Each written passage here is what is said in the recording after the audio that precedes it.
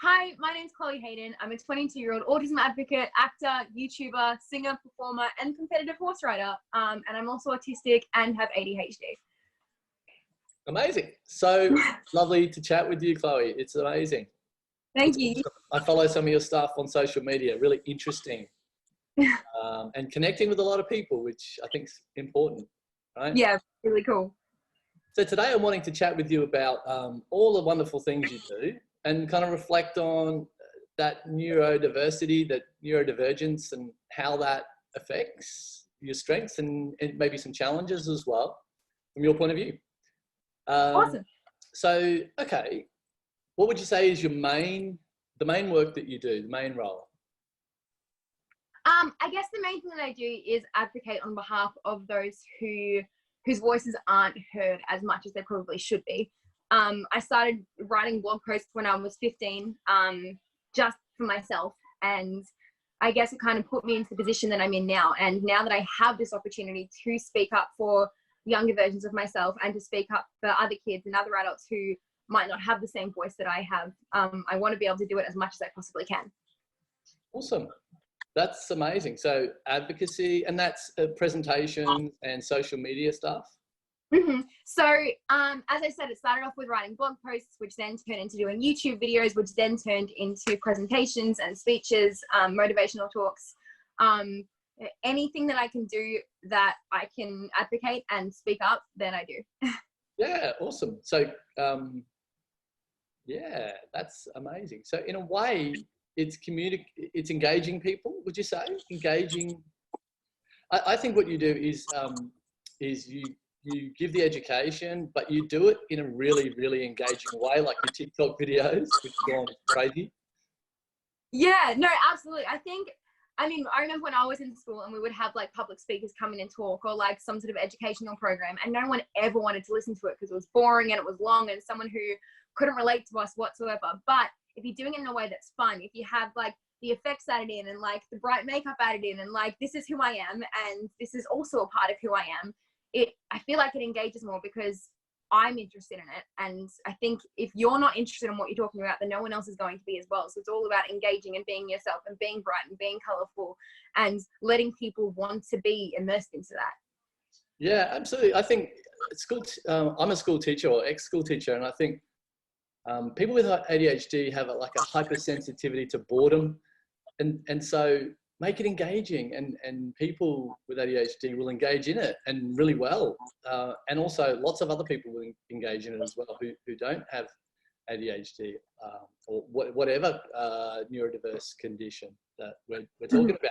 So I think you do. I think engaging is what you do really well. And at the cutting edge, I think it's more than engaging, Chloe, for you. It's like at the cutting edge of things as well, like technology, not only the technology, but the effects. So yeah, that's creativity, right? Yeah, I'm just having fun with it. Like, since I was a kid, I've always wanted to be an actor. I've always wanted to be a YouTuber. I've always wanted to entertain.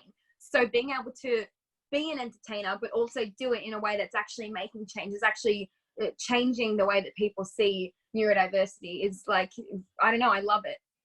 Awesome.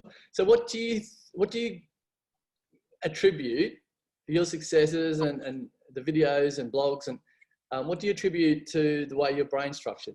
Have you thought about this? Yeah, I think I always have people like say to me like, oh, like what are the negatives to having autism? Like, what are the negatives to having ADHD? Or like, you know, what are these like bad things to do with it? But I've never seen it as something bad. I've never seen it as this is an issue. I've never seen it as this is going to hinder me. I've always seen it as, well, this is what my brain is, and these are the wicked things that it can do. And some of these things are being able to create videos, and are being able to speak to people, and are being able to do all of this stuff, which I probably wouldn't be able to do and wouldn't have the skills to do if I was neurotypical. Yeah, awesome. Absolutely. We are who we are. Our brains help with that, and personality helps with that. So you're very creative, you're engaging. Some other strengths. What about your stuff with horse riding? Tell us about that. Yeah, so I started horse riding when I was 4. I've always been obsessed with horses. It's always been like my number one interest. It was one of my first words. And I've always been obsessed with horses and obsessed with the idea of riding and stuff. I started horse riding lessons when I was 4 and did weekly lessons until I was 12, which is when I got my first pony.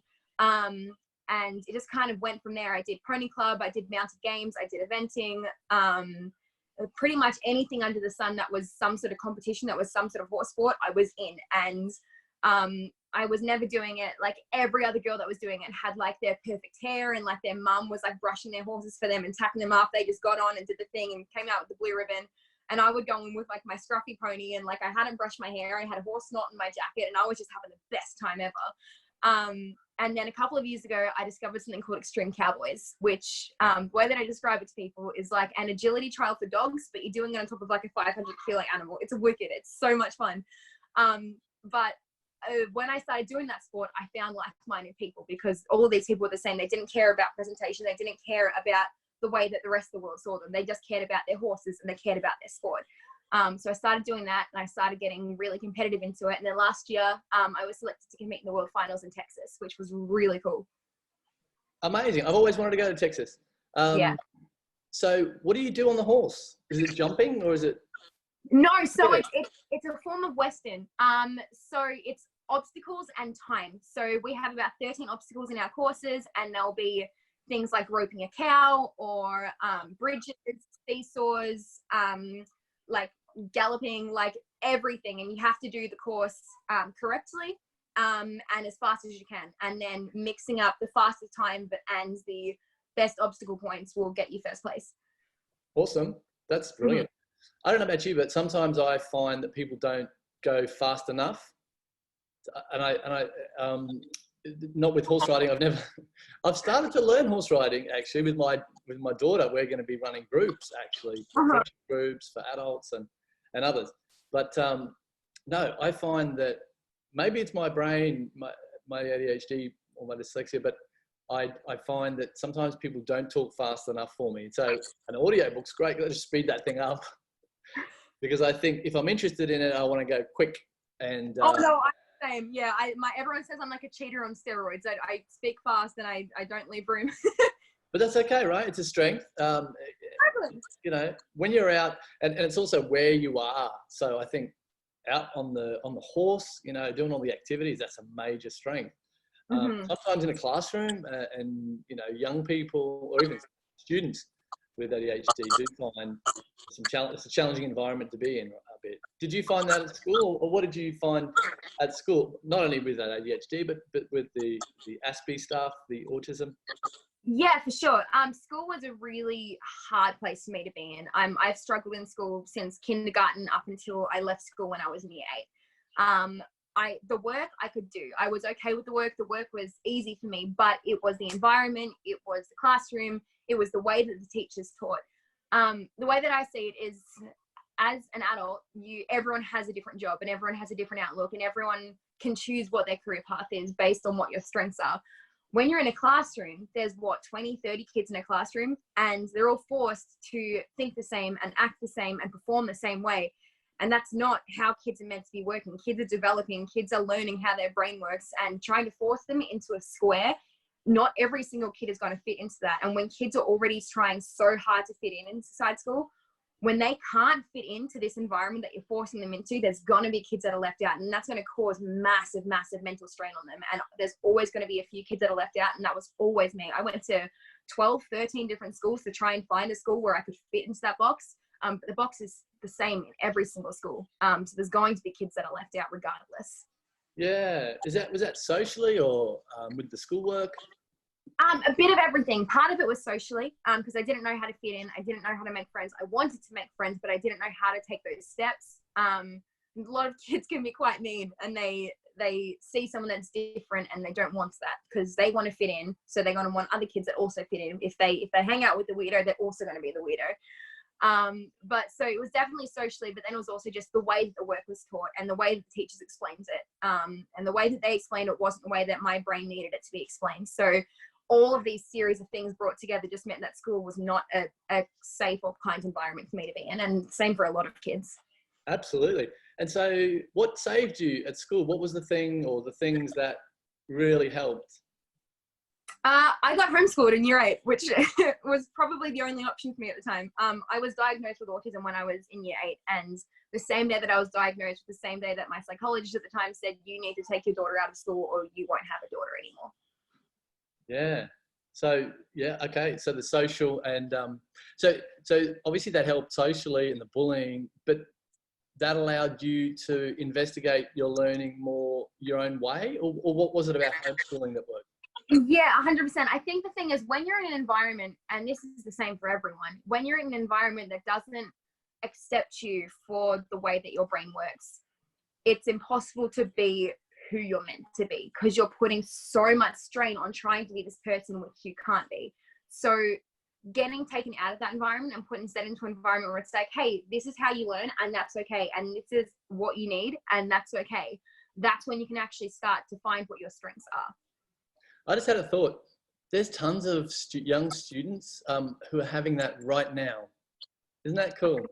I think pretty much across Australia and lots of the world, there's schooling happening at home.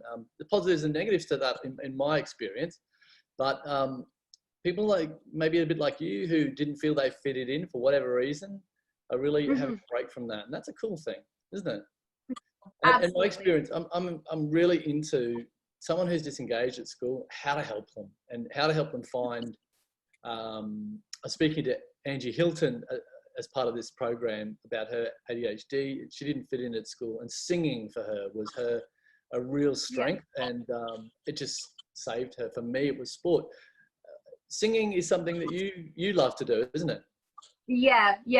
I've always loved singing. I was partially mute until I was 16, but I could sing, and I would scream like my favorite songs at the top of my lungs. And looking back to the songs that I would sing when I was that age, there were always songs that related to my situation, which I wasn't even aware of at the time. But yeah, singing was always definitely a massive outlet for me. Yeah. So you kind of like, are you a cowgirl? I think you are. You're singing. I think so. But you don't do country, do you? What sort of music do you enjoy? Everything. My music taste ranges from like emo teenager to like 80-year-old man, and like Me everything too. in between. I know. And I think more people should be open, like some classical music. I'm like, that's actually pretty good. Or Taylor Swift. Oh, Sometimes I think this is Taylor Swift, but I quite like this song. Absolutely, man. Like, you like what you like. Who cares? Exactly. And that's about, exactly. It's like, don't put it in a box, right? 100%. Okay, tell us about your singing. Who taught you to sing? You play guitar as well? Ukulele. Okay. Yeah. Tell us about that. What do you enjoy doing about singing? I think I've always, like I said, I've always loved singing. I used to only ever do it to myself and to my family. Me and my little sister used to put on concerts for my parents every night. Horrendous ones, really awful ones, because we used to include dancing and stuff, which I cannot do. But we used to put on these like full-on musicals to my parents. And when I was 16, I started working at a disability center, just volunteering every couple of days a week, where I would bring my ukulele and I'd just sing with all the people that lived there. And it was the first time that I had sung in a semi-public setting, and I felt safe with them. And I've always felt safe with people that are neurodiverse, because they don't lie. They don't try to tell you that, this is good when it's not, or this is bad when it is, or whatever. What you get is what it is. And I don't know, I've always just felt safe in that sort of setting. So I started singing with them. And then my boss at the time said, hey, you should sing at our fundraiser, which was to a much larger audience, to a much larger group of people. And I was like, absolutely not, cannot happen. And then for my 16th birthday, I got a Princess Anna dress, like from the movie Frozen. And for some reason, when I was wearing this dress, when I was pretending to be this character, I wasn't scared and I wasn't worried, and I didn't feel insecure about who I was. I could put this dress on and I was loud and bubbly and happy, and I could pretend to be this character who was what I wished I could be. So my boss was then like, hey, could you dress up as her? And I was like, heck yeah, like, let's do it. And when I went out in public and was speaking to these kids and was singing and performing as this character, I loved it. And I was like, this is who I want to be. This is who I feel comfortable being. And this is who I would want to be if I wasn't scared of what the rest of the world would think. And a couple of years went on where I would only ever perform in these princess costumes. But after some time, I started to realize, well, if I can be this way, dressed up in, you know, your ball gowns and your wigs and like your crazy makeup, maybe I could be this way as Chloe. So I started performing a bit more, and I took my ukulele out and I would just perform little gigs or like little tiny little country festivals and stuff like that. And then last year I wrote my first song, which means like a heck of a lot to me, and just kind of started going on from there.